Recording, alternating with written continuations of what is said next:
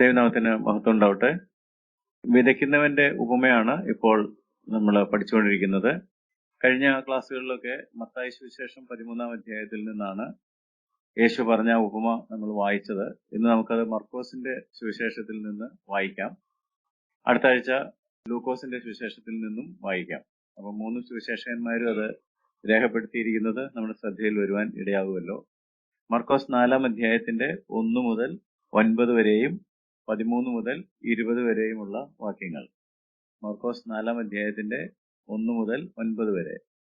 അവൻ പിന്നെയും കടൽക്കര വെച്ച് ഉപദേശിപ്പാൻ തുടങ്ങി. അപ്പോൾ ഏറ്റവും വലിയ പുരുഷാരം അവന്റെ അടുക്കൽ വന്നു കൂടുക കൊണ്ട് അവൻ പടകിൽ കയറി കടലിൽ ഇരുന്നു. പുരുഷാരമൊക്കെയും കടലരികെ കരയിലായിരുന്നു. അവൻ ഉപമകളാൽ അവരെ പലതും ഉപദേശിച്ചു. ഉപദേശത്തിൽ അവരോട് പറഞ്ഞത്, കേൾപ്പീൻ, വിതയ്ക്കുന്നവൻ വിതപ്പാൻ പുറപ്പെട്ടു. വിതയ്ക്കുമ്പോൾ ചിലത് വഴിയരികെ വീണു, പറവകൾ വന്നത് തിന്നുകളഞ്ഞു. മറ്റു ചിലത് പാറസ്ഥലത്ത് ഏറെ മണ്ണില്ലാത്തയിടത്ത് വീണു. മണ്ണിന് താഴ്ചയില്ലായകയാൽ ക്ഷണത്തിൽ മുളച്ചു വന്നു. സൂര്യൻ ഉദിച്ചാറെ ചൂട് തട്ടി വേരില്ലായക കൊണ്ട് ഉണങ്ങിപ്പോയി. മറ്റു ചിലത് മുള്ളിനിടയിൽ വീണു, മുള്ളു മുളച്ചു വളർന്ന് അതിനെ ഞെരുക്കി കളഞ്ഞു. അത് വിളഞ്ഞതുമില്ല. മറ്റു ചിലത് നല്ല മണ്ണിൽ വീണിട്ട് മുളച്ച് വളർന്ന് ഫലം കൊടുത്തു. 30, 60, 100 മേനി വിളഞ്ഞു. കേൾപ്പാൻ ചെവിയുള്ളവൻ കേൾക്കട്ടെ എന്നും അവൻ പറഞ്ഞു. 13 മുതൽ 20 വരെയുള്ള വാക്യങ്ങളും കൂടി നമുക്ക് വായിക്കാം. പിന്നെ അവൻ അവരോട് പറഞ്ഞത്, ഈ ഉപമ ഗ്രഹിക്കുന്നില്ലയോ? പിന്നെ മറ്റ് ഉപമകളൊക്കെയും എങ്ങനെ ഗ്രഹിക്കും? വിതയ്ക്കുന്നവൻ വചനം വിതയ്ക്കുന്നു. വചനം വിതച്ചിട്ട് വഴിയരികെ വീണത് കേട്ട ഉടനെ സാത്താൻ വന്ന് ഹൃദയങ്ങളിൽ വിതയ്ക്കപ്പെട്ട വചനം എടുത്തു കളയുന്നതാകുന്നു. അങ്ങനെ തന്നെ പാറസ്ഥലത്ത് വിതച്ചത് വചനം കേട്ട ഉടനെ സന്തോഷത്തോടെ കൈക്കൊള്ളുന്നവർ, എങ്കിലും അവർ ഉള്ളിൽ വേരില്ലാതെ ക്ഷണികന്മാർ ആകുന്നു. വചനം നിമിത്തം ഉപദ്രവമോ പീഡയോ ഉണ്ടായാൽ ക്ഷണത്തിൽ ഇടറിപ്പോകുന്നു. മുള്ളിനിടയിൽ വിതയ്ക്കപ്പെട്ടതോ വചനം കേട്ടിട്ട് ഇഹലോകത്തിന്റെ ചിന്തകളും ധനത്തിന്റെ വഞ്ചനയും മറ്റു വിഷയമോഹങ്ങളും അകത്ത് കടന്ന് വചനത്തെ ഞെരുക്കി നിഷ്ഫലമാക്കി തീർക്കുന്നതാകുന്നു. നല്ല മണ്ണിൽ വിതയ്ക്കപ്പെട്ടതോ വചനം കേൾക്കുകയും അംഗീകരിക്കുകയും ചെയ്യുന്നവർ തന്നെ. അവർ 30, 60, 100 മേനി വിളയുന്നു. കഴിഞ്ഞ ക്ലാസ്സുകളിൽ വിത്ത് എന്താണെന്നുള്ളതും വിത്തിന്റെ പ്രാധാന്യം, അതുപോലെ തന്നെ വിതയ്ക്കുന്നത് ആരാണ്, വിതയ്ക്കുന്നവന്റെ പ്രാധാന്യം, ഈ കാര്യങ്ങൾ കണ്ടു. വിതയ്ക്കുന്നവന്റെ കാര്യമാണ് കഴിഞ്ഞ ക്ലാസ്സിൽ പഠിച്ചത്. വിതയ്ക്കുന്നവന് വിശ്വാസം വേണം. അവനൊരിക്കലും കൂട്ടുവിത്ത് വിതയ്ക്കരുത്. സത്യവചനം യഥാർത്ഥമായി തന്നെ പ്രസംഗിക്കണം. കണ്ണുനീരുകൊണ്ട് അതിനെ നനയ്ക്കണം. കണ്ണുനീരോടെ വിതയ്ക്കണം. അതുപോലെ തന്നെ വിതയ്ക്കുന്ന ആളുകൾക്ക് ഒരു പങ്കാളിത്ത മനോഭാവം വേണം. വിതയ്ക്കുന്നവനും കൊയ്യുന്നവനും ഒരുമിച്ചാണ് സന്തോഷത്തിലേക്ക് പ്രവേശിക്കുന്നത്. ഞാൻ നട്ടു, അപ്പൊല്ലോസ് നനച്ചു, ദൈവം അത്രേ വളരുമാറാക്കിയത്. വിതയ്ക്കുന്നവർക്ക് ക്ഷമയും ദീർഘക്ഷമയും വേണം. ജഡത്തിലല്ല, ആത്മാവിൽ തന്നെ വിതയ്ക്കണം. ഈ കാര്യങ്ങളൊക്കെയാണ് കഴിഞ്ഞ ക്ലാസ്സിൽ നമ്മൾ പരിശോധിച്ചത്. ഇന്ന് നമുക്ക് നിലം അല്ലെങ്കിൽ മണ്ണ് പരിശോധിക്കാം.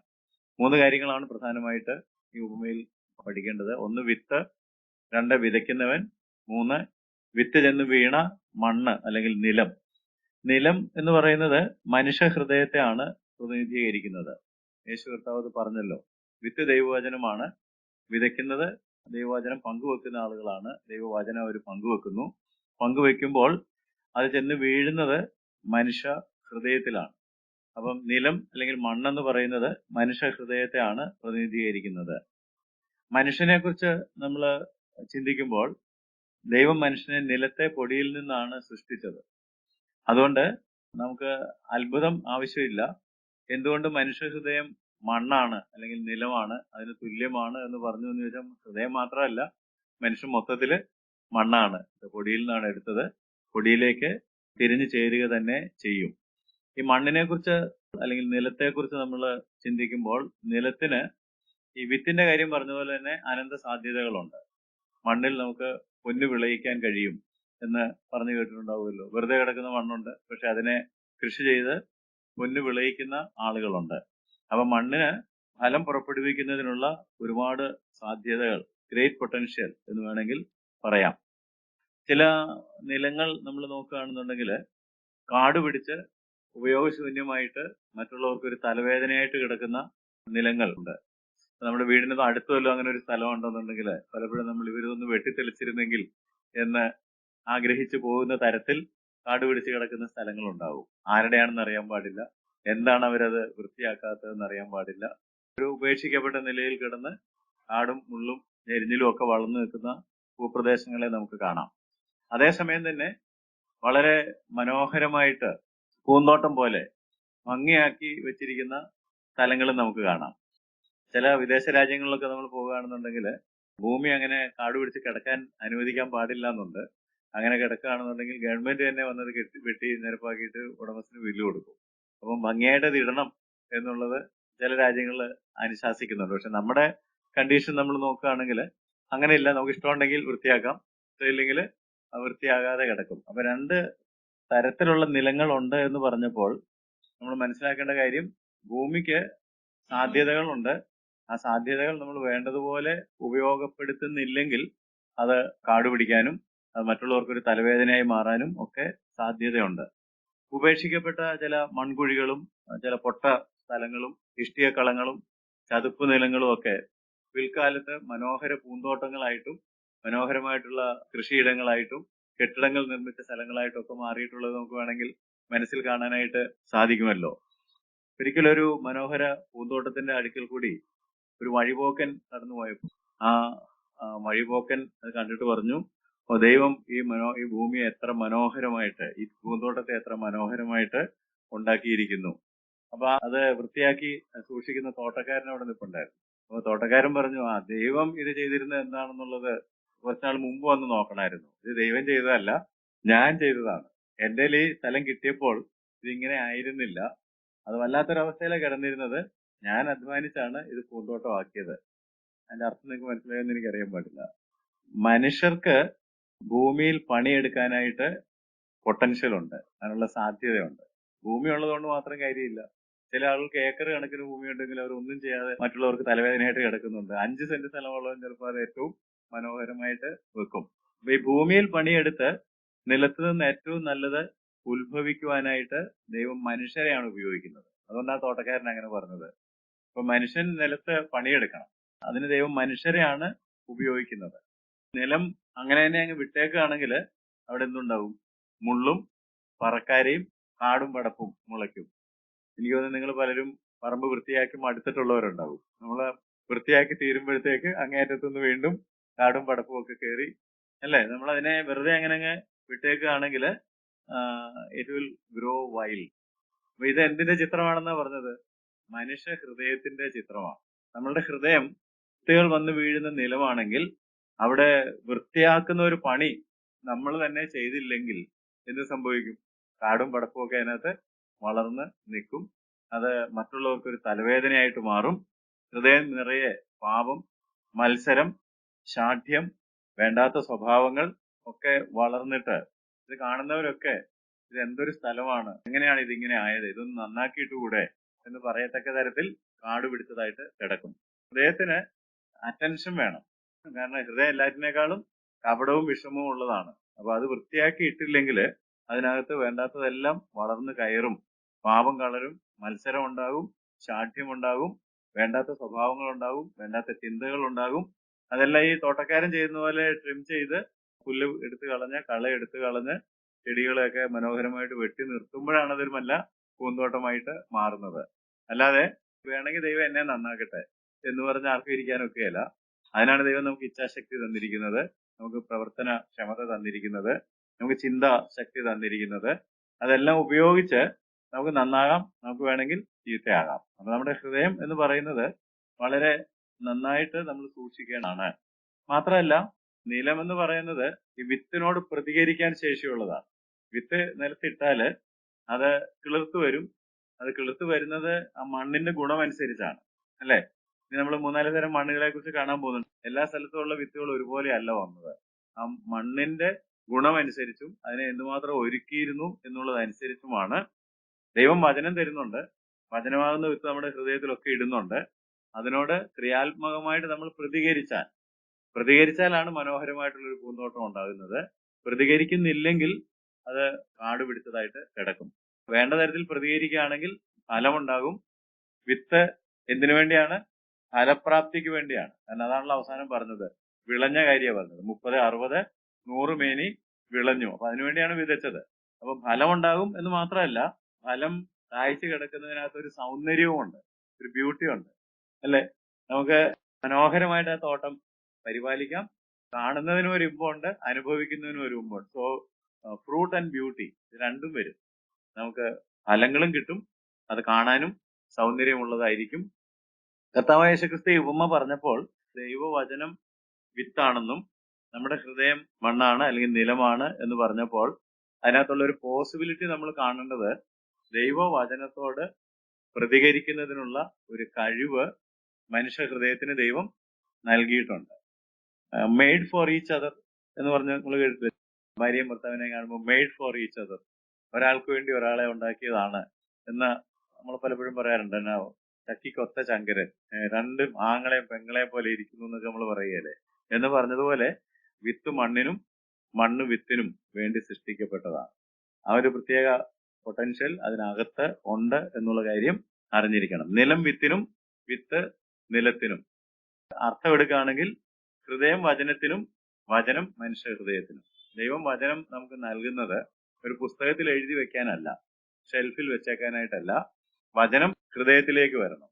ഹൃദയത്തിൽ നിന്ന് വചനം ഫലം പുറപ്പെടുവിക്കുന്ന അവസ്ഥയിലേക്ക് പ്രതികരിക്കണം. അതുകൊണ്ട് വചനം ഹൃദയത്തിനും ഹൃദയം വചനത്തിനും വേണ്ടി ഉള്ളതാണ്. അവിടെ ഒരു തെറ്റിദ്ധാരണ തിരുത്താനുണ്ട്. മനുഷ്യ ഹൃദയം സ്വാഭാവികമായിട്ട് തന്നെ വചനത്തെ സ്വീകരിച്ച് വചനത്തോട് പ്രതികരിക്കുമെന്ന് കരുതരുത്. വൃത്തിയാക്കാത്ത ഒരു ഭൂമിയെ കുറിച്ച് ഞാൻ കുറച്ചു മുമ്പ് പറയുന്നുണ്ടായിരുന്നു.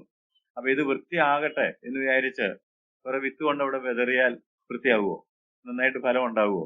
ഇല്ല. അതിനു മുമ്പ് എന്ത് ചെയ്യണം? ആ സ്ഥലം വൃത്തിയാക്കണം, വൃത്തിയാക്കിയിട്ട് വിതയ്ക്കണം. അങ്ങനെ ഒരു ബുദ്ധിയുള്ള കൃഷിക്കാരൻ ചെയ്യുള്ളൂ. അതോ കാട് പിടിച്ച് കിടക്കുന്നത്തേക്ക് കുറച്ച് വിത്തങ്ങ് വിതറി വെച്ച് നല്ല ഫലം ഉണ്ടാകും എന്ന് പ്രതീക്ഷിച്ച് അയാൾ വീട്ടിൽ പോകുന്നില്ല. അത് വൃത്തിയാക്കി എന്ത് വിത്താണോ നടാൻ പോകുന്നത് അതനുസരിച്ച് അതിനെ പാകപ്പെടുത്തിയിട്ടാണ് വിത്ത് ഇടുന്നത്. വിത്ത് ഹൃദയത്തിനും ഹൃദയം വിത്തിനുമുള്ളതാണെന്ന് പറഞ്ഞപ്പോൾ എവിടെങ്കിലുമൊക്കെ വചനം പ്രസംഗിക്കുന്നുണ്ടോണ്ട് എല്ലാ ഹൃദയങ്ങളും ഒന്ന് നന്നായിക്കോളും എന്ന് ചിന്തിക്കരുത്. 1 കൊരിന്ത്യർ ലേഖനം 2:14 പറയുന്നത്, എന്നാൽ പ്രാകൃത മനുഷ്യൻ ദൈവാത്മാവിന്റെ ഉപദേശം കൈക്കൊള്ളുന്നില്ല. പ്രാകൃത നാച്ചുറൽ മാൻ, സ്വാഭാവിക മനുഷ്യൻ ദൈവാത്മാവിന്റെ ഉപദേശം കൈക്കൊള്ളുന്നില്ല. അതവന് ഭോഷത്വമാകുന്നു. ആത്മീയമായി വിവേചിക്കേണ്ടതാകിയാൽ അതവന് ഗ്രഹിക്കാൻ കഴിയുന്നതല്ല.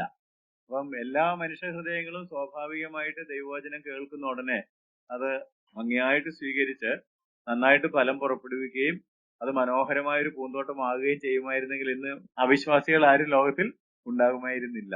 എല്ലാവരും വിശ്വാസികളായി പോയേനെ. എന്നാൽ പ്രാകൃത മനുഷ്യൻ ദൈവാത്മാവിന്റെ ഉപദേശം കൈക്കൊള്ളുന്നില്ല.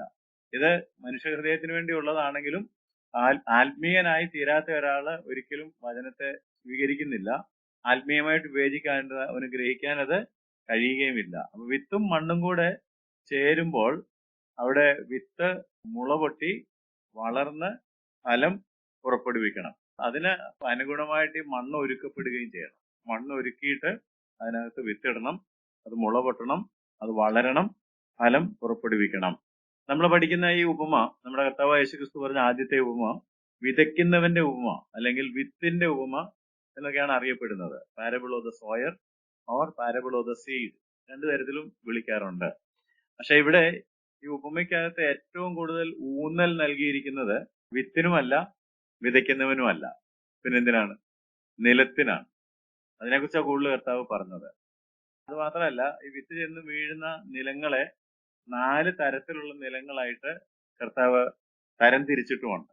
അതുകൊണ്ട് നമുക്ക് അത് ഒന്ന് പരിശോധിക്കാം. 4 തരത്തിലുള്ള മനുഷ്യ ഹൃദയങ്ങൾ അല്ലെങ്കിൽ 4 തരത്തിലുള്ള നിലങ്ങൾ. എങ്ങനെയാണ് ഈ തരംതിരിവ് വന്നത്? വെറുതെ അങ്ങ് 4 തരത്തിലുണ്ടെന്നങ്ങ് പറഞ്ഞതാണോ? അതിനെന്തെങ്കിലും ഒരു മാനദണ്ഡം ഉണ്ടോ? മാനദണ്ഡം എങ്ങനെ പ്രതികരിച്ചു, വചനത്തോട് എങ്ങനെ പ്രതികരിച്ചു എന്നുള്ളത് നോക്കിയിട്ടാണ്, അല്ലേ? മനുഷ്യ ഹൃദയവും വചനവും തമ്മിൽ ചേരും.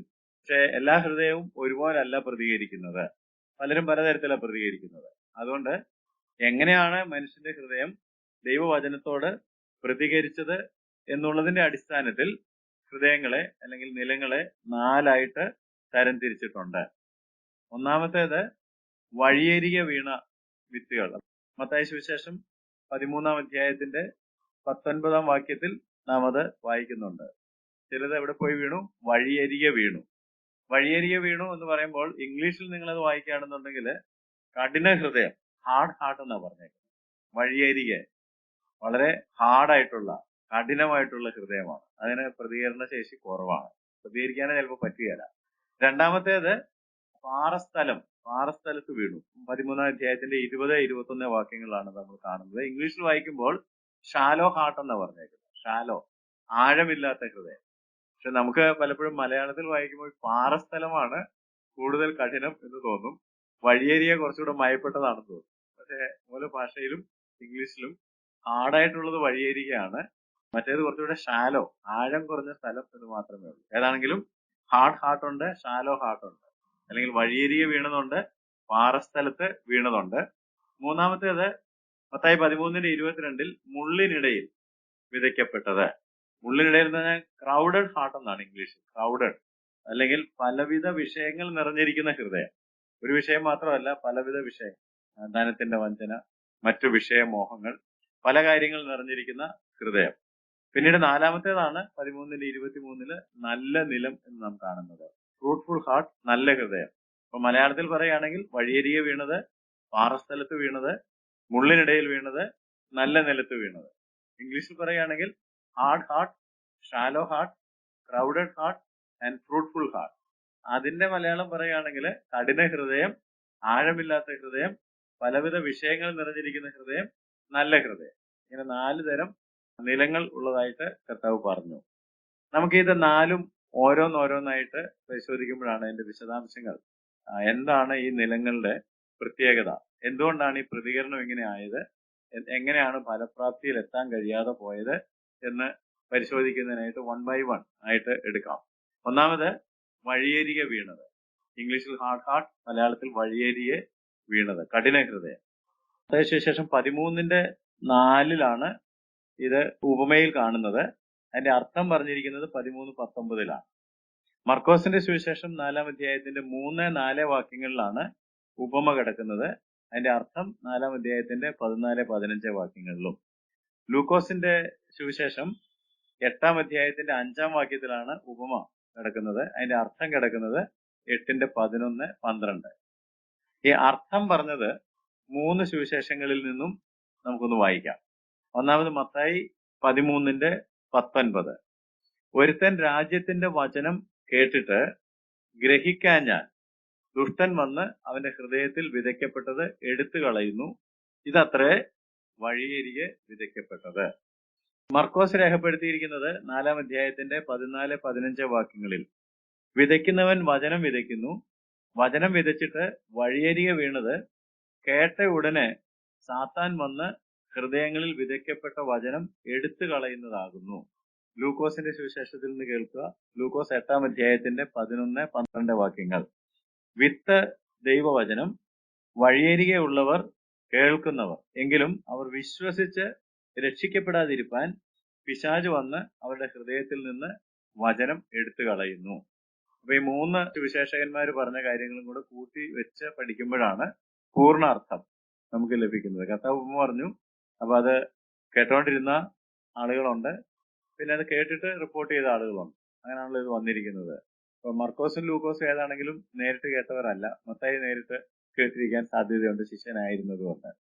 നമുക്ക് ആ ഹൃദയത്തെ ഒന്ന് പരിശോധിക്കാം. വഴിയരികെ എന്ന് പറയുന്നത് പലസ്തീന്റെ കാർഷിക പശ്ചാത്തലം നമ്മൾ മനസ്സിൽ കാണുകയാണെങ്കിൽ ഏതാണ്ട് കേരളത്തിലുള്ളതുപോലെ നമ്മുടെ നാട്ടിൻപുറങ്ങളിൽ കൃഷിയിടങ്ങളിൽ പോയി നമ്മൾ നോക്കുകയാണെന്നുണ്ടെങ്കിൽ കൃഷിയിടങ്ങളുടെ നടുവിൽ കൂടി ചെറിയ വരമ്പുകൾ, നടപ്പാതകൾ കാണും. വിത്ത് വിതയ്ക്കുമ്പോൾ സ്വാഭാവികമായിട്ടും കുറെ വിത്തുകളൊക്കെ വഴിയിൽ വീഴും, വഴി അരികിൽ വീഴും. അത് വളരെ സാധാരണമാണ്. പക്ഷെ ഈ നിലത്തിന്റെ പ്രത്യേകത എന്താണെന്ന് ചോദിച്ചാൽ ആളുകൾ നടന്ന് ഉറച്ചതായതുകൊണ്ടാണ് ഹാർഡ് ഹാർട്ട് എന്ന് പറയുന്നത്. മണ്ണിന് ഇളക്കമില്ലാത്തത് കൊണ്ട് വീണ വിത്ത് മണ്ണിന്റെ മുകളിൽ തന്നെ കിടക്കും. മണ്ണിന്റെ മുകളിൽ തന്നെ കിടക്കുന്നത് കൊണ്ട് ഈ വിതയ്ക്കുന്നത് നോക്കിയിരിക്കുന്ന ആരുണ്ട്? പറവകളുണ്ട്. അപ്പൊ പറവകൾ അപ്പൊ തന്നെ മണ്ണിനകത്തെ അടിയിലേക്ക് പോയത് പിന്നെ കൊത്തിയൊക്കെ എടുക്കാനായിട്ട് മെനക്കെടാൻ നിൽക്കുകയല്ല. എന്നാൽ വരമ്പത്ത് വീണത്, നടക്കുന്ന സ്ഥലത്ത് വീണത് കൊത്തിപ്പറിക്കൊണ്ട് പോകാനായിട്ട് വളരെ എളുപ്പമാണ്. ഇതിന്റെ അർത്ഥം നമ്മൾ ചിന്തിക്കുമ്പോൾ വചനത്തോടുള്ള പ്രതികരണത്തിന്റെ അടിസ്ഥാനത്തിലാണ് ഹൃദയങ്ങളെ തരം തിരിച്ചിരിക്കുന്നത് എന്ന് പറഞ്ഞു. മത്തായി പറഞ്ഞേക്കുന്നത് ഒന്ന് വായിച്ചു നോക്കിയാല്, മത്തായി 13:19 ഒരുത്തൻ രാജ്യത്തിന്റെ വചനം കേട്ടിട്ട് ഗ്രഹിക്കാഞ്ഞാൽ, അതാണ് ഈ പറഞ്ഞതിന്റെ അർത്ഥം. കേൾക്കുന്നുണ്ട്, but he does not understand. അങ്ങനെയുള്ള ആളുകളുണ്ട്. ചിലർ നമ്മളോട് എന്താ സാർ പ്രസംഗിച്ചതെന്ന് ചോദിക്കാറില്ല ചിലപ്പോൾ. They don't understand. മനസ്സിലാക്കുന്നില്ല, വചനം ഗ്രഹിക്കാനായിട്ട് കഴിയുന്നില്ല. വചനം കേൾക്കുന്നുണ്ട്, പക്ഷെ അത് ഗ്രഹിക്കാൻ കഴിയുന്നില്ല. ഗ്രഹിക്കാൻ കഴിയാത്തപ്പോൾ ഈ വചനം ഹൃദയത്തിന്റെ അടിയിലേക്ക് ഇറങ്ങി പോകുന്നില്ല. അതെവിടെ കിടക്കുകയാണ്? മണ്ണിന്റെ മുകളിൽ തന്നെ കിടക്കുകയാണ്. കാരണം ഗ്രഹിച്ചിട്ടില്ല. ഹൃദയം വളരെ ഹാർഡ് ആയതുകൊണ്ട് ഇത് മണ്ണിനടിയിലേക്ക് ഇറങ്ങുന്നില്ല. ഹൃദയം വളരെ സോഫ്റ്റ് ആണെങ്കിൽ, മണ്ണ് വളരെ സോഫ്റ്റ് ആണ്, തരളിതമാണ്, പ്രിപ്പയർഡ് ആണെങ്കിൽ അത് സിങ്ക് ചെയ്യും, അതിനകത്തേക്ക് ഇറങ്ങിപ്പോകും. എന്നാൽ ഇത് വളരെ ഹാർഡാണ്, ചവിട്ടി ചവിട്ടി ചവിട്ടി ഉറച്ച ഒരു സ്ഥലം ആയതുകൊണ്ട് ഇത് അകത്തേക്ക് ഇറങ്ങുന്നില്ല. അതുകൊണ്ടാണ് ഈ പ്രസംഗിക്കുന്ന ആളിലൊക്കെ ഇടയ്ക്ക് കേട്ടില്ലേ, ഹലോ നിങ്ങൾ ഇവിടെ ഉണ്ടോ എന്നൊക്കെ ചോദിക്കുന്നത് നിങ്ങൾ പ്രസംഗിക്കുമ്പോൾ തന്നെ അറിയാം ഇതങ്ങ് ഹൃദയത്തിലേക്ക് കയറുന്നില്ല. അപ്പൊ ഇവിടെ സംഭവിക്കുന്ന അതാണ്, കേൾക്കുന്നുണ്ട് പക്ഷെ ഗ്രഹിക്കാൻ hears but does not comprehend it. ഇത് മണ്ണിന് മുകളിൽ തന്നെ ഇരിക്കുന്നു, മണ്ണിനടിയിലേക്ക് പോകുന്നില്ല. അപ്പൊ ഇത് മണ്ണിനടിയിലേക്ക് പോകരുത് എന്ന് ആഗ്രഹിക്കുന്ന ഒരാൾ അപ്പുറത്തിരിപ്പുണ്ട്. അതാരാ? സൈറ്റൻ അല്ലെ? പിശാച് എന്താണ് ആഗ്രഹിക്കുന്നത്? വചനം പ്രസംഗിക്കുന്നിടത്തെല്ലാം ഏറ്റവും ശ്രദ്ധയോടെ ഇരിക്കുന്നത് കേൾക്കുന്നവരൊന്നുമല്ല. ഏറ്റവും ശ്രദ്ധയോടെ ഇരിക്കുന്നത് ആരാ? പിശാചാണ്. കഴിയുമെങ്കിൽ അപ്പൊ തന്നെ അത് എടുത്ത് കളഞ്ഞാൽ പിന്നെ അത് ഫലം പുറപ്പെടുവിക്കുകയില്ലല്ലോ. മണ്ണെന്ന് പറയുന്നത് ഇപ്പൊ ഇവിടെ വഴി അരികാണ്, ചവിട്ടി ഉറച്ച സ്ഥലമാണ്. അവിടെ വിത്ത് വീണാൽ അത് താഴേക്ക് ഇറങ്ങി പോകുന്നില്ല എന്നുള്ളത് നോക്കിക്കൊണ്ടിരിക്കുന്ന പിശാച് കാണുന്നു. അപ്പൊ തന്നെ ഒരു പക്ഷി വന്നിങ്ങനെ പറന്നു വന്ന് കൊത്തി അപ്പൊ തന്നെ പറന്നു പോകുന്നു. പിശാച് വന്ന് ഇത് ഗ്രഹിക്കാത്ത വചനത്തെ എന്ത് ചെയ്യും? അപ്പൊ തന്നെ എടുത്തോണ്ട് പോകും. ഇനി ഒന്ന് ചിന്തിച്ചേ, ഇനി ആ വിത്തുണ്ടോ? ഇനി ആ വിത്തുണ്ടോ? ഇല്ല. It's gone, gone forever. അത് എന്നേക്കുമായിട്ട് ഇല്ലാതായി. നമ്മൾ വിചാരിക്കുന്നത് ഞാനും കേട്ടായിരുന്നു, എന്റെ ഉള്ളിലും ഉണ്ട് എന്നൊക്കെയാണ് വിചാരിക്കുന്നതിന് സാധനം അവിടെ ഇല്ല. അവിടെ വീണെന്നുള്ളത് ശരിയാണ്, പക്ഷെ വീണപ്പോ തന്നെ അത് ആരെടുത്തോണ്ട് പോയി? പറവ എടുത്തോണ്ട് പോയി. അപ്പൊ തന്നെ പിശാചത് എടുത്തോണ്ട് പോയി. ആ വിത്ത് നഷ്ടമായി. അപ്പൊ ഇനി എന്ത് പ്രതീക്ഷിക്കണ്ട? ഫലം പ്രതീക്ഷിക്കണം. വിത്ത് വീണ് കിളിർത്തെങ്കിൽ മാത്രമേ അത് കിളിർക്കണം, ഞാറാകണം, കതിര് വരണം, എങ്കിലേ ഫലം ഉണ്ടാവുകയുള്ളൂ. അപ്പൊ ഈ പ്രോസസ് ഒന്നും നടക്കുന്നില്ല. അതിന് മുമ്പ് തന്നെ ഇറ്റ്സ് ഓൾറെഡി ഗോൺ. അത് വീണപ്പോ തന്നെ മണ്ണിനടിയിലേക്ക് പോകാത്തത് കൊണ്ട് പറവ വന്നത് കൊത്തിക്കൊണ്ടുപോയി, അല്ലെങ്കിൽ പിശാച് വന്നത് അപ്പോൾ തന്നെ എടുത്തുകൊണ്ട് പോയി. പിന്നെ ആത്മീയ ജീവിതത്തിലേക്ക് നമ്മൾ നോക്കുകയാണെന്നുണ്ടെങ്കിൽ അണ്ടർസ്റ്റാൻഡിങ് മസ്റ്റ് പ്രീസീഡ് സ്പിരിച്വൽ ലൈഫ്.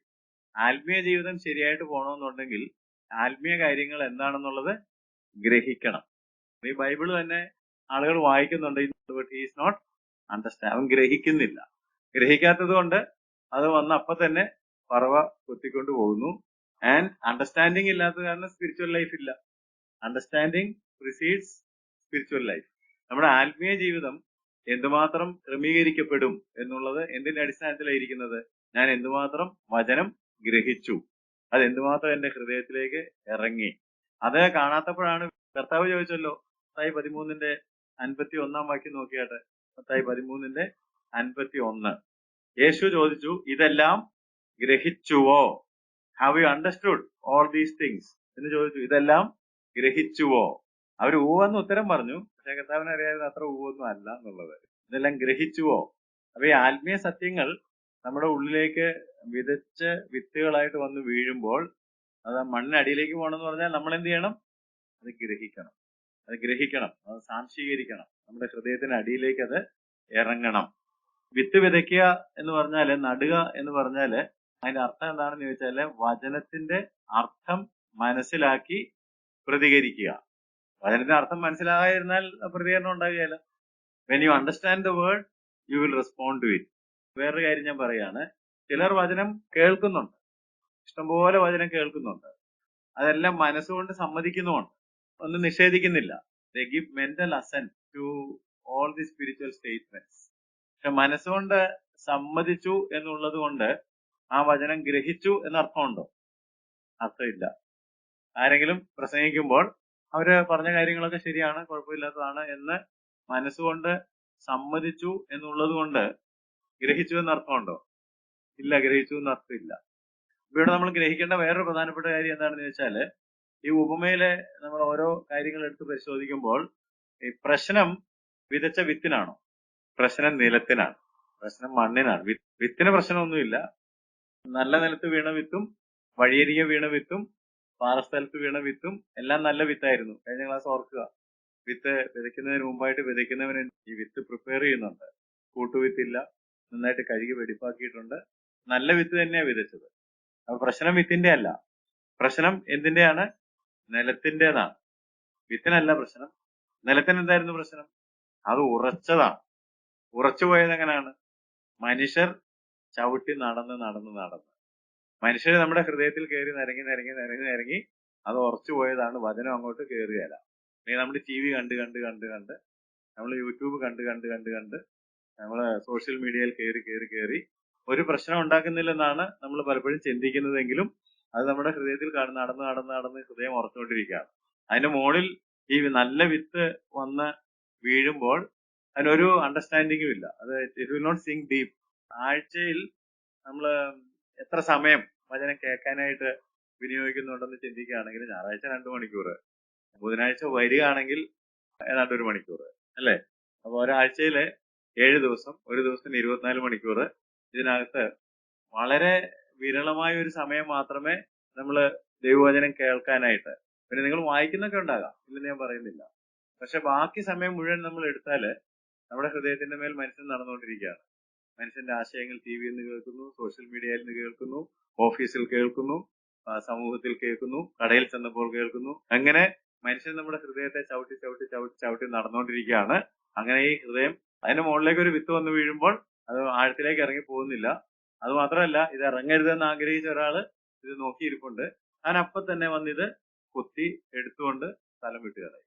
അതുകൊണ്ടാണ് ഫലം പുറപ്പെടുവിക്കുവാനായിട്ട് കഴിയാതെ പോകുന്നത്.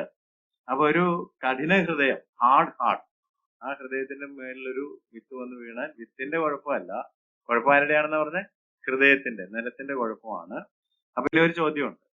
ഈ കഠിന ഹൃദയത്തിന് മാറ്റം വരാൻ എന്തെങ്കിലും വഴിയുണ്ടോ? ഈ കഠിന ഹൃദയത്തിന് രൂപാന്തരം വരാൻ, മാറ്റം വരാനായിട്ട് എന്തെങ്കിലും വഴിയുണ്ട്? വഴി വളരെ ലളിതമാണ്. It can be ploughed up and prepared. അത് ഉഴുതു മറിച്ച്, അല്ലെ, വരമ്പ് കിളയ്ക്കുക എന്ന് പറഞ്ഞ ഒരു പരിപാടിയുണ്ട്. വരമ്പ് കിളച്ച് ഇങ്ങോട്ട് എടുത്തിട്ട് പിന്നെ വേറെ വരമ്പ് വെച്ച് പിടിപ്പിക്കും. അപ്പം ഇത് കിളച്ച് കണ്ടത്തിലേക്ക് ഇട്ട് അവിടെ ഉഴുതു മറിച്ച് പ്രിപ്പയർ ചെയ്തെടുക്കുകയാണെന്നുണ്ടെങ്കിൽ അവിടെ പിന്നെ വിത്തിട്ടാ കിളിക്കുകയല്ലേ? കിളിക്കും, തീർച്ചയായിട്ടും കിളിക്കും. So problem is not with the seed, it is with the soil. പ്രശ്നം വിത്തിന്റെ അല്ല, പ്രശ്നം മണ്ണിന്റെ ആണ്. ഈ നിലം ഉഴുത ഒരുക്കി എടുക്കാനായിട്ട് കഴിയും. ഹോശേയ പ്രവചനം 10-ാം അധ്യായത്തിന്റെ 12-ാം വാക്യം പരിചിതമായിരിക്കാം.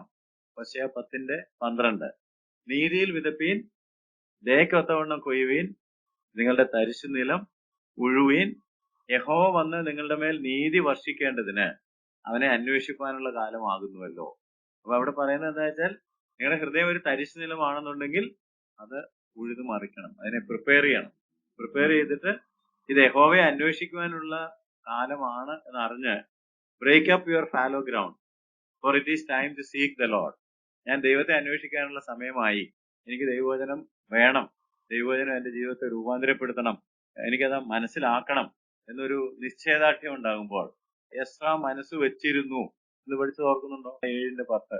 അദ്ദേഹം മനസ്സ് വെച്ചിരുന്നു എന്ന് പറയുമ്പോൾ he was prepared to prepare his heart. അവൻ തന്റെ ഹൃദയത്തെ ഒരുക്കാൻ തീരുമാനിച്ചു. എന്നിട്ട് കയ്യിലുള്ള വചനം വായിച്ചു, അത് ഗ്രഹിച്ചു, അത് ചെയ്യുന്നതിനായിട്ട് തീരുമാനിച്ചു. അത് വായിക്കാനും ഉപദേശിക്കുവാനും അനുഷ്ഠിക്കുവാനും ഒക്കെ അദ്ദേഹം മനസ്സ് വെച്ചിരുന്നു. അപ്പൊ മനസ്സ് വെച്ചിരുന്നു എന്ന് പറഞ്ഞപ്പം അത് തരിശുനിലം ഉഴുന്നതിന് തുല്യമാണ്. താൻ തന്നെ ഹൃദയമാകുന്ന തരിശുനിലം ഉഴുതു മറിച്ചു. എന്നിട്ട് ദൈവത്തിന്റെ വചനം അതിനകത്ത് വീഴുവാനായിട്ട് അനുവദിച്ചു. ഇത് യഹോവയെ അന്വേഷിക്കാനുള്ള കാലമാണ്, അല്ലെങ്കിൽ എനിക്ക് വിളവ് വേണം, അല്ലാതെ ഇങ്ങനെ ഭൂമി കിടന്നിട്ട് കാര്യമില്ല എന്നുള്ള ചിന്ത വന്നപ്പോഴാണ് ആ കാര്യം ചെയ്തത്. അപ്പോൾ ഫലമുണ്ടാകും. അതുകൊണ്ട് ഹാർഡ് ഹാർട്ടാണെന്നുള്ളത് കൊണ്ട് വിഷമിക്കേണ്ട കാര്യമില്ല. അതിനെ എന്ത് ചെയ്യാനായിട്ട് സാധിക്കും? ഉഴുതുമറിച്ച് നല്ല കൃഷിഭൂമിയാക്കി മാറ്റി അവിടെ വിത്തിട്ട് ഫലം പുറപ്പെടുവിക്കാനുള്ള സാധ്യത ഉണ്ട് എന്ന് ഞാൻ ഓർമ്മപ്പെടുത്തുന്നു. രണ്ടാമത്തേത് പാറസ്ഥലത്ത് വിതയ്ക്കപ്പെട്ടതാണ്. 13-ാം അധ്യായത്തിന്റെ 20-ഉം 21-ഉം വാക്യങ്ങളാണ്. ഇംഗ്ലീഷിൽ ഷാലോ ഹാർട്ട് അല്ലെങ്കിൽ ഷാലോ ഗ്രൗണ്ട് എന്നാണ് പറഞ്ഞിരിക്കുന്നത്. മലയാളത്തിൽ പാറസ്ഥലം എന്നാണ്. ഞാൻ ആ വാക്യങ്ങൾ വായിക്കാം. മത്തായി 13:20-21.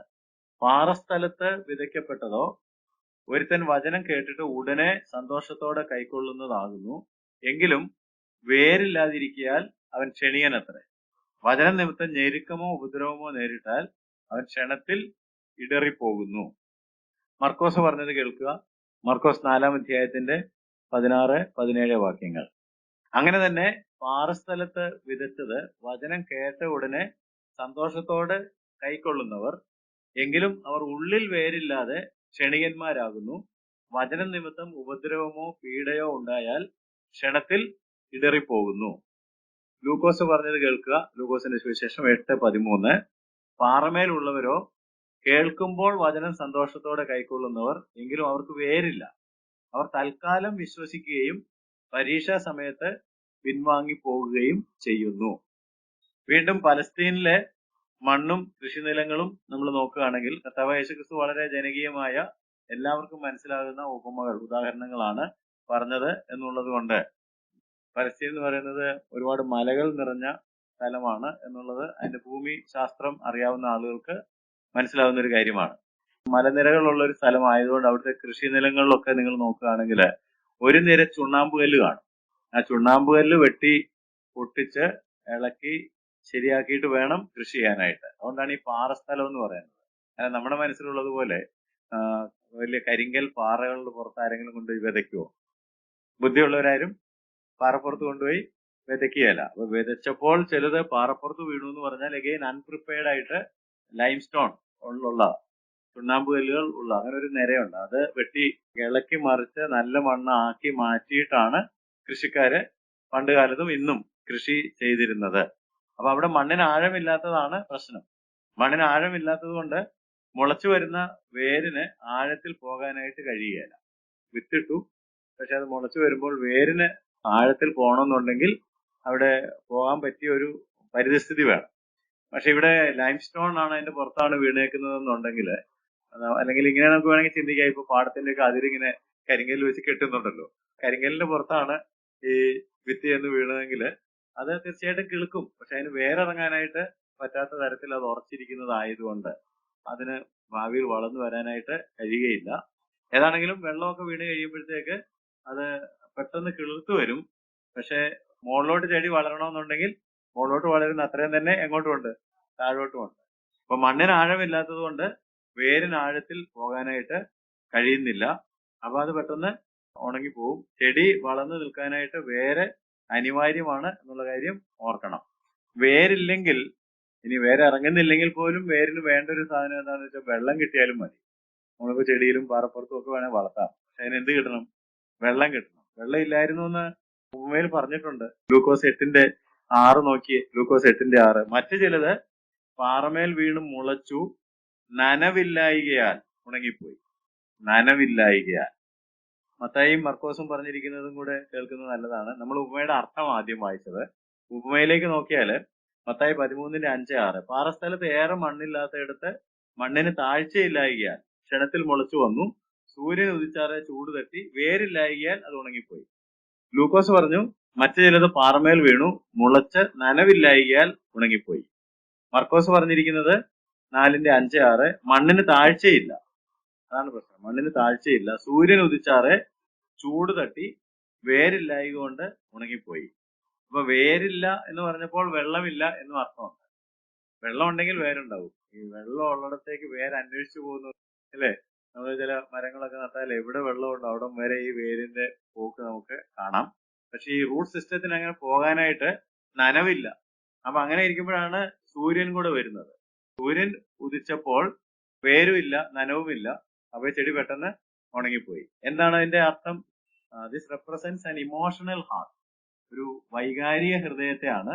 കേൾവിക്കാരിൽ വികാരം ഉണർത്തുന്ന തരത്തിൽ പ്രഭാഷണങ്ങൾ അല്ലെങ്കിൽ വചനം വരുമ്പോൾ പെട്ടെന്ന് വചനം കേൾക്കുന്നു, എന്നാൽ വൈകാരികമായിട്ടുള്ള ഒരു പ്രതികരണം, അതിന് ആഴമില്ല. അതുകൊണ്ടാണ് ഒരുപാട് പേരെ വികാരപരമായിട്ട് ഇളക്കിയൊക്കെ വചനം കൊടുക്കുന്നത്. വൈകാരിക ഹൃദയങ്ങളാണ്. യഥാർത്ഥത്തിൽ അത് ഹൃദയത്തിൽ സ്വീകരിക്കുന്നില്ല, ഹൃദയത്തിൽ ആഴത്തിൽ വേര് ഇറങ്ങുന്നില്ല. മർക്കോസ് വളരെ ബ്യൂട്ടിഫുൾ ആയിട്ട് പറഞ്ഞിരുന്നു. മർക്കോസ് 4:16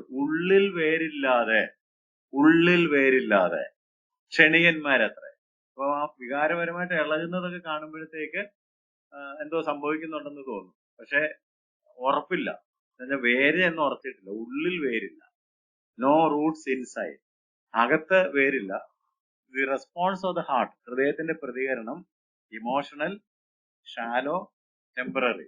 മലയാളത്തിൽ പറയുകയാണെങ്കിൽ വൈകാരികമാണ്, ആഴമില്ലാത്തതാണ്, താൽക്കാലികമാണ്. വചനം കേട്ടു, വളരെ സന്തോഷത്തോടെ അതിനെ കൈക്കൊണ്ടു. ക്ഷണികമാണ് എന്ന് പറഞ്ഞാൽ അതിന്റെ അർത്ഥം ഒരു വികാരപരമായിട്ടുള്ള ഇളക്കി മറിക്കുന്ന ഒരു പ്രസംഗമായിരുന്നത് കൊണ്ട് അത് കേട്ടു. അത് ആഴമില്ലാത്തതായിരുന്നു. ആഴമൊന്നും ആർക്കും വേണ്ട. ഇപ്പൊ എല്ലാവരും പറയുന്ന ആഴമല്ല പ്രധാനപ്പെട്ട, ഹാപ്പി ആയിരിക്കണം, കേട്ടിരിക്കാൻ നല്ല രസം വേണം. അതാണ് കർണരസമാകുമാറ്. സത്യത്തിന് ചെവി കൊടുക്കാൻ അവർക്ക് താല്പര്യമില്ല. അപ്പൊ താൽക്കാലികമായ ഒരു സന്തോഷം കിട്ടണം. വൈകാരികമായി ആഴമില്ലാത്ത തമാശകളും ആശയങ്ങളും കേട്ടാൽ ആളുകൾക്ക് സന്തോഷമാണ്. അത് പാറസ്ഥലമാണ് എന്ന് നാം അറിയണം.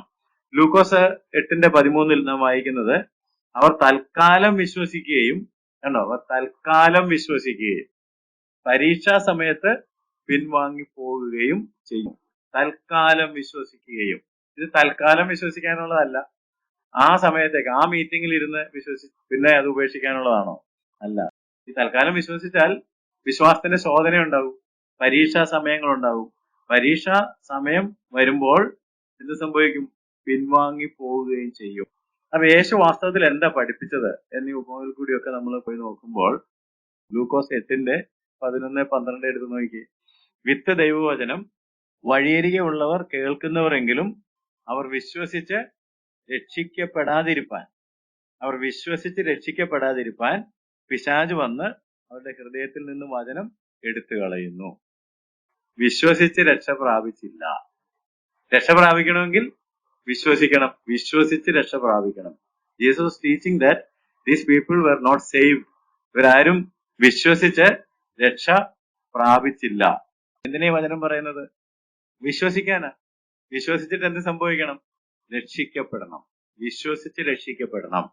നമ്മൾ രണ്ട് ഹൃദയങ്ങളെ നോക്കി. ഒന്ന് വഴിയരികെ വീണത്, പാറസ്ഥലത്ത് വീണത്. ഈ രണ്ടു കൂട്ടരും എന്തിലേക്ക് വന്നില്ല? രക്ഷയിലേക്ക് വന്നില്ല. ഷാലോ ഇമോഷണൽ എക്സ്പീരിയൻസസ് ഉണ്ടായി. ഒത്തിരി പേർക്ക് ഉണ്ടാകുന്നുണ്ട് ഒരാഴമില്ലാത്ത ആത്മീയ അനുഭവങ്ങൾ പറയാൻ പറഞ്ഞാൽ അവർക്ക് പറയാനും കാണും. സാക്ഷ്യം കേൾക്കുമ്പോൾ നമുക്കറിയാം ഇവര് വിശ്വസിച്ചിട്ടുമില്ല, രക്ഷിക്കപ്പെട്ടിട്ടുമില്ല. രോഗം മാറിയിട്ടുണ്ട്, അനുഗ്രഹം പൊഴിഞ്ഞിട്ടുണ്ട്, കാര്യങ്ങൾ നടന്നിട്ടുണ്ട്. അതിനാണ് യേശു വന്നത്. യേശു വന്നത് പാപത്തിൽ നിന്ന് വിടുവിക്കാനാണ്. അത് വിശ്വാസത്താലേ സംഭവിക്കുകയുള്ളൂ. യേശു നമുക്ക് വേണ്ടി മരിച്ചു, ഉയർത്തു എന്നൊക്കെ ഉള്ളത് വിശ്വസിക്കണം. വിശ്വസിച്ച് രക്ഷിക്കപ്പെടണം. ആ വിശ്വസിച്ച് രക്ഷിക്കപ്പെടുന്ന അനുഭവത്തിലേക്ക് വരാതെ നമ്മൾ എന്തെല്ലാം ആയി അനുഭവിച്ചു, കണ്ടു, കേട്ടു, ഇളകി, ആടി, മറിഞ്ഞു, പറഞ്ഞു, നിറഞ്ഞു എന്നൊക്കെ പറഞ്ഞിട്ടൊന്നും ഒരു കാര്യമില്ല. അതൊന്നും നമ്മളെ നിത്യതയിൽ എത്തിക്കുന്നില്ല. അതുകൊണ്ട് ആ പ്രയോഗം വളരെ ഇമ്പോർട്ടന്റ് ആണ്. വിശ്വസിച്ച് രക്ഷിക്കപ്പെട്ടില്ല. അവര് സാൽവേഷൻ എക്സ്പീരിയൻസിലേക്ക് വന്നില്ല. അവര് പറഞ്ഞ എല്ലാ കാര്യങ്ങളും ഉപരിപ്ലവമായിരുന്നു. Very shallow emotional experience. പുറമേ കാണുന്ന കുറെ അനുഭവങ്ങൾ മാത്രമായിരുന്നു. അതെല്ലാവർക്കും ഇഷ്ടമുള്ള കാര്യമാണ്. കേൾക്കാനും എല്ലാവർക്കും എന്തൊരു ഭയങ്കര അനുഭവമായിരുന്നു എന്നൊക്കെ പറയും, അല്ലേ? എന്റെ ഏറ്റവും വലിയ ഭയങ്കര അനുഭവം, ഞാൻ പാപത്തിൽ നിന്ന് മോചിക്കപ്പെട്ട് ദൈവപൈതലായി രക്ഷ സായത്തമാക്കുന്നതാണ്. അത് സംഭവിച്ചിട്ടില്ല എങ്കിൽ വേറെ എന്തെല്ലാം അനുഭവങ്ങൾ ഉണ്ടായിട്ടുണ്ടെന്ന് പറഞ്ഞാലും, കാരണം കർത്താവ് അന്ത്യനാളിൽ അങ്ങനെ അനുഭവം പറഞ്ഞവരോടൊക്കെ പറഞ്ഞാലും ഞാൻ ഒരുപാട് നിങ്ങളെ അറിഞ്ഞിട്ടില്ല. മത്തായി 7:22 പ്രവചിച്ചെന്ന് പറഞ്ഞു, വീര്യപ്രവൃത്തി ചെയ്തെന്ന് പറഞ്ഞു, ഒന്നും കർത്താവ് നിഷേധിച്ചു. പക്ഷെ നിങ്ങൾ ഒരു നാളും അറിഞ്ഞിട്ടില്ല. നിങ്ങൾ രക്ഷയിൽ വന്നവരല്ല, അധർമ്മം പ്രവർത്തിക്കുന്നവരെ എന്ന് പറഞ്ഞാൽ ലോലെസ് പീപ്പിൾ, ദൈവത്തിന്റെ പ്രമാണങ്ങൾ അനുസരിച്ച് പ്രവർത്തിക്കാത്ത ആളുകളെ എന്നെ വിട്ടുപോകുകയെ. അപ്പൊ രക്ഷയുടെ അനുഭവത്തിലേക്ക് എത്തിയില്ല. ഉപരിപ്ലവമായ അനുഭവങ്ങൾ ഉണ്ടായി എന്ന് മാത്രം.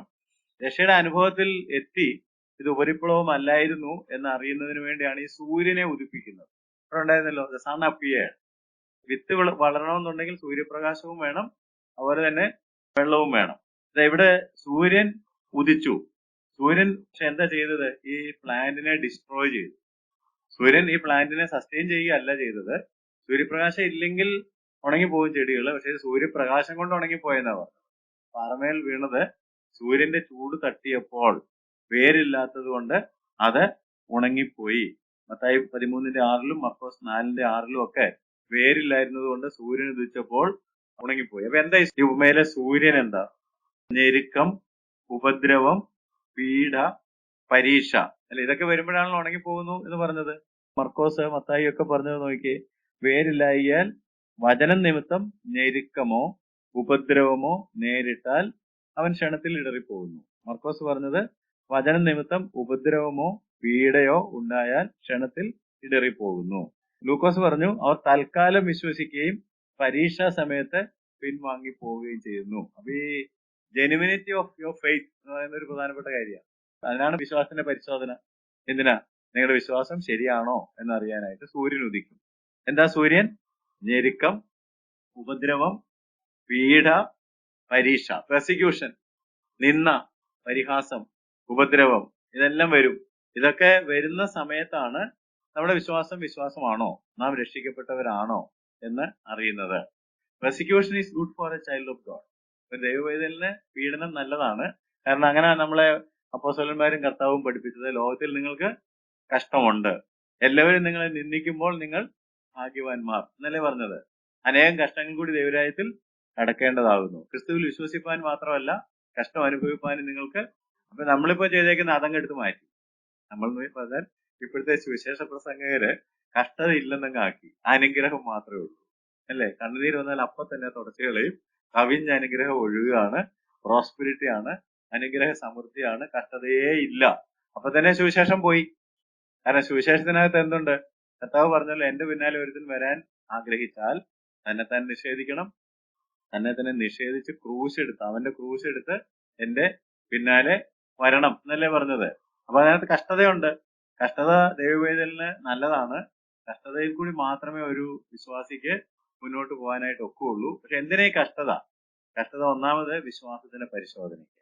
വിശ്വാസം ഉണ്ടോ ഇല്ലയോ എന്ന് അറിയണമെങ്കിൽ എന്ത് വേണം? കഷ്ടത വരണം. കഷ്ടതയിൽ എനിക്ക് എന്റെ ജീവനല്ല കർത്താവിന്റെ ജീവനാണ് വലുത് എന്ന് തീരുമാനിക്കാനായിട്ട് കഴിയുമ്പോഴാണ് എനിക്ക് വിശ്വാസം ഉണ്ടെന്നുള്ളത് തെളിയുന്നത്. സാക്ഷി എന്ന് പറഞ്ഞാൽ രക്തസാക്ഷിത്വം തയ്യാറാണെന്നായി പറയുന്നതിന്റെ അർത്ഥം. I am willing to die for the lord, for the gospel. സുവിശേഷത്തിന് വേണ്ടി, കർത്താവിന് വേണ്ടി ഞാൻ മരിക്കാൻ തയ്യാറാണെന്നുള്ളതാണ് സാക്ഷ്യം. അല്ലാതെ ഇന്നലെ എന്റെ തലവേദന പോയെന്നുള്ളതല്ല. നമ്മുടെ സാക്ഷി എന്താ?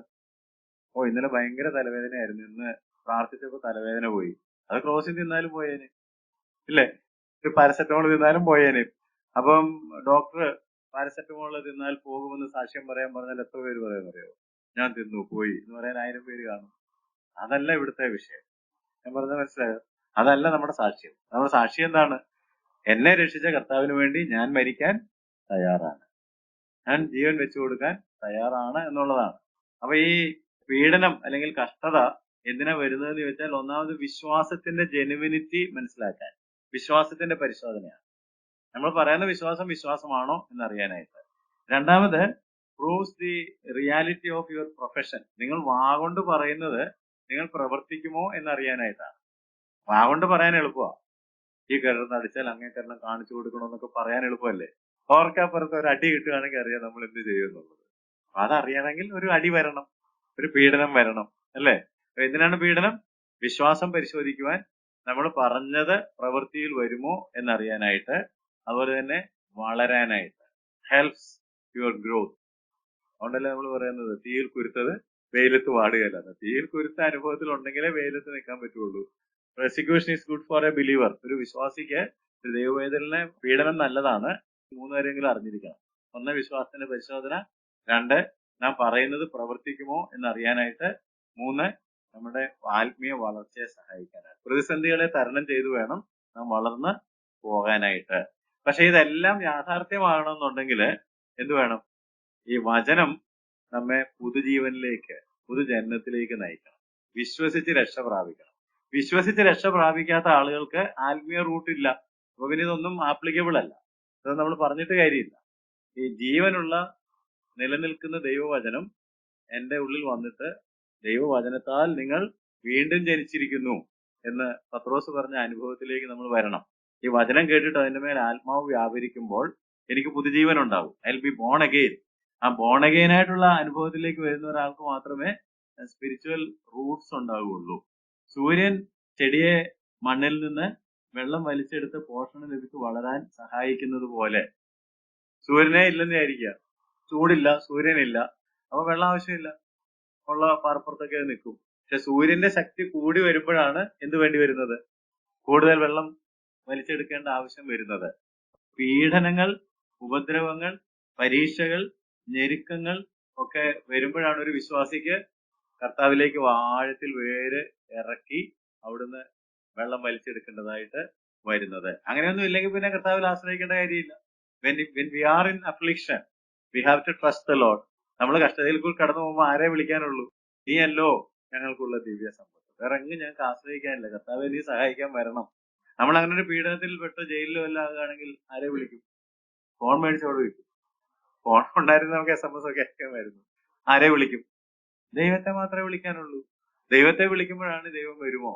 ദൈവം സഹായിക്കുമോ? പൗലോസിനെ സഹായിക്കാൻ വന്ന ദൈവം, പത്രോസിനെ സഹായിക്കാൻ വന്ന ദൈവം ജീവിച്ചിരിപ്പുണ്ടെങ്കിൽ നമ്മളെ സഹായിക്കാനും വരും. അതാണ് സാക്ഷി. അതല്ലാതെ എന്റെ രോഗം മാറി എന്നുള്ളതോ അനുഗ്രഹം പൊഴിഞ്ഞെന്നോ ഉള്ളതല്ല. ഉപദ്രവവും പീഡയും പരീക്ഷയും ഞെരുക്കവും ഒരു വിശ്വാസിക്ക് വളരാൻ സൂര്യൻ നല്ലതാണെന്ന്. ഈ സൂര്യൻ വന്നെങ്കിൽ മാത്രമേ നമ്മൾ കൂടുതൽ കർത്താവിൽ ആശ്രയിച്ച് കൂടുതൽ വെള്ളവും പോഷണവും വലിച്ചെടുത്ത് കൂടുതൽ ശക്തിയോടെ നാം വളരുകയുള്ളൂ. പക്ഷെ അതിനെന്ത് വേണം? വേര് വേണം. അതുകൊണ്ടാണ് ഈ മരങ്ങൾക്കൊക്കെ ഒരുപാട് വേര്, ഒറ്റ വേരല്ല, ഒരുപാട് വേർ പടലം എന്ന് പറഞ്ഞ വേരിങ്ങനെ പടർന്നു പിടിച്ചിരിക്കുക. എവിടെ വെള്ളമുണ്ടോ അവിടെ നിന്നൊക്കെ ഇത് വലിച്ചെടുത്ത് ഇത് സൂര്യന്റെ ചൂടിനെ അതിജീവിച്ച് വളർന്നു പോകാനായിട്ട്. നമുക്ക് 2 വാക്യങ്ങൾ ഓർക്കുകയാണെങ്കിൽ കൊലോസ് ലേഖനം 2:7 അവനിൽ വേരൂന്നി ആത്മീയവർദ്ധന പ്രാപിക്കുന്നു. അപ്പൊ കർത്താവിൽ വേരൂന്നണം, എന്നിട്ട് ആത്മീയവർദ്ധന പ്രാപിക്കണം. എഫേസ്യ ലേഖനം 3:17 സ്നേഹത്തിൽ വേരൂന്നി അടിസ്ഥാനപ്പെട്ടവരാകണം, എന്നിട്ട് ദൈവത്തിന്റെ എല്ലാ നിറവിനോളവും നിറഞ്ഞു വരണം. അപ്പൊ സ്നേഹത്തിൽ വേരൂന്നണം, അവനിൽ വേരൂന്നണം.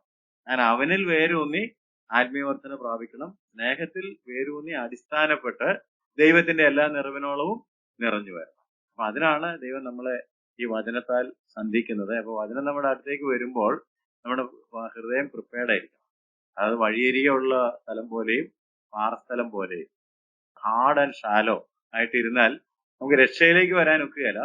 രക്ഷയിലേക്ക് വന്നെങ്കിൽ മാത്രമേ വളരാനും ഫലം പുറപ്പെടുവിക്കുവാനും കഴിയുകയുള്ളൂ. നമ്മൾ ഇന്ന് 2 തരം ഹൃദയങ്ങളാണ് പരിശോധിച്ചത്. ഒന്ന് വഴിയരികെ അല്ലെങ്കിൽ ഹാർഡ് ഹാർട്ട്. ആ ഹാർട്ടിന്റെ ഏറ്റവും വലിയ പ്രശ്നം പറഞ്ഞത് ഗ്രഹിക്കുന്നില്ല എന്നുള്ളതാണ്. റെമഡി ഗ്രഹിക്കണം. അവന്റെ വചനം നമ്മൾ ഗ്രഹിക്കണം. വചനം വായിച്ച് അത് ഗ്രഹിക്കണം. അതിന് നമ്മുടെ ഹൃദയത്തെ ഒരുക്കണം. രണ്ടാമത് പാറസ്ഥലം അല്ലെങ്കിൽ ഷാലോ ഹാർട്ട്. അതിന്റെ പ്രോബ്ലം എന്ന് വെച്ചാൽ ആഴമില്ലെന്നുള്ളതാണ്. ലാക്ക് ഓഫ് ഡെപ്ത്, ആഴമില്ല. നമ്മുടെ ഹൃദയത്തെ ആഴത്തിൽ കിളച്ചു മറിച്ച് പ്രിപ്പയർ ചെയ്ത് അവിടെ വെള്ളം വലിച്ചെടുക്കാൻ പാകത്തിൽ മണ്ണിനെ ഒരുക്കണം, ഗ്രഹിക്കണം, ആഴമുണ്ടാകണം. ഈ 2 കാര്യങ്ങൾ ഉണ്ടായെങ്കിലേ നമുക്ക് രക്ഷയിലേക്ക് പോകാനായിട്ട് സാധിക്കുകയുള്ളൂ. ഇനി 2 തരം മണ്ണുകളുണ്ട്. അത് നമുക്ക് അടുത്ത ക്ലാസ്സിൽ പരിശോധിക്കാം. നമ്മൾ വിശ്വസിച്ച് രക്ഷ പ്രാപിക്കുന്നവരാകുവാൻ, അതിനാണ് ഇതെല്ലാം പറഞ്ഞത്. വിശ്വസിച്ച് രക്ഷ പ്രാപിച്ച് സൂര്യന്റെ ചൂട് വരുമ്പോൾ അവനിൽ വേരൂന്നി സ്നേഹത്തിൽ വേരൂന്നി ആത്മീയവർദ്ധന പ്രാപിച്ച് ആ തലയോളം വളരുവാനായിട്ട്, ദൈവത്തിന്റെ എല്ലാ നിറവിനോളവും നിറഞ്ഞു വരുവാനായിട്ട് ദൈവവചനം നമ്മെ സഹായിക്കും. കാരണം അവൻ തന്നെയാണ് വചനം. വചനം ജഡമായി തീർന്നതാണ് അവൻ. അപ്പൊ വചനത്തിൽ വേരൂന്നി അവനിൽ വേരൂന്നി വളരുവാൻ സൂര്യന്റെ ചൂടിനെയും മറ്റു പ്രതിബന്ധങ്ങളെയൊക്കെ അതിജീവിച്ച് മുന്നോട്ട് പോകാൻ തക്കവണ്ണം ഈ വചനപഠനം നമ്മളെ സഹായിക്കട്ടെ. പ്രാർത്ഥിക്കാം. കർത്താവേ ക്രിസ്തു പിതാവേ, തിരുവചനത്തിനായിട്ട് നന്ദിയോടെ സ്തോത്രം ചെയ്യുന്നു. ഞങ്ങളുടെ ഹൃദയങ്ങൾ നിലം കണക്കെ കർത്താവേ വചനത്തോട് പ്രതികരിക്കുവാൻ പാകത്തിൽ നീ സൃഷ്ടിച്ചിരിക്കുന്നത് ഓർത്ത് ഞങ്ങൾ നിനക്ക് നന്ദിയോടെ സ്തോത്രം ചെയ്യുന്നു. ഞങ്ങൾ മെയ്ഡ് ഫോർ ഈച്ച് അതർ എന്ന് പറഞ്ഞ പോലെ കർത്താവേ വചനം ഞങ്ങളുടെ ഹൃദയം വചനത്തിനും വേണ്ടി അവിടുന്ന് ഉണ്ടാക്കിയത് ഓർത്ത് നന്ദിയോടെ സ്തോത്രം. വചനം ഞങ്ങളുടെ ഹൃദയത്തിലേക്ക് വരുമ്പോൾ അതിനെ സ്വീകരിപ്പാൻ തക്കവണ്ണം ഒരുക്കമുള്ള ഹൃദയങ്ങളായിരിക്കാൻ കർത്താവെ ഞങ്ങളെ തന്നെ ഒരുക്കുവാനും കർത്താവെ ഗ്രഹിക്കുവാനും ഞാൻ കൃപ തരണമെന്ന് പ്രാർത്ഥിക്കുന്നു. അതുപോലെ തന്നെ അത് ആഴത്തിൽ കർത്താവെ കുഴിച്ച് നല്ല അടിസ്ഥാനത്തിന്മേൽ പണിയുവാൻ തക്കവണ്ണം യേശു ക്രിസ്തുവിൽ കർത്താവ് വേരൂന്നി വളരുവാൻ, സ്നേഹത്തിൽ വേരൂന്നി വളരുവാൻ, ക്രിസ്തു എന്ന തലയോളം വളരുവാൻ, സൂര്യൻ വരട്ടെ, പ്രതിസന്ധികൾ വരട്ടെ, എന്തു വന്നാലും കർത്താവ് നിന്നിൽ പൂർണ്ണമായിട്ട് ആശ്രയിച്ച് നിന്നിൽ നിന്ന് ജീവൻ പ്രാപിച്ച് ആ തലയോളം വളരുവാൻ തക്കവണ്ണം ഉപദേശത്തിന്റെ കാറ്റിനാൽ ആടി ഉലയുന്ന ശിശുക്കളല്ല, സ്നേഹത്തിൽ സത്യം സംസാരിച്ചുകൊണ്ട് ക്രിസ്തു എന്ന തലയോളം സകലത്തിലും വളരുവാൻ ഞങ്ങളെ പ്രാപ്തരാക്കണമെന്ന് പ്രാർത്ഥിക്കുന്നു. യേശു ക്രിസ്തുവിന്റെ നാമത്തിൽ ഞങ്ങളുടെ പ്രാർത്ഥന കേൾക്കണമേ. ആമേൻ.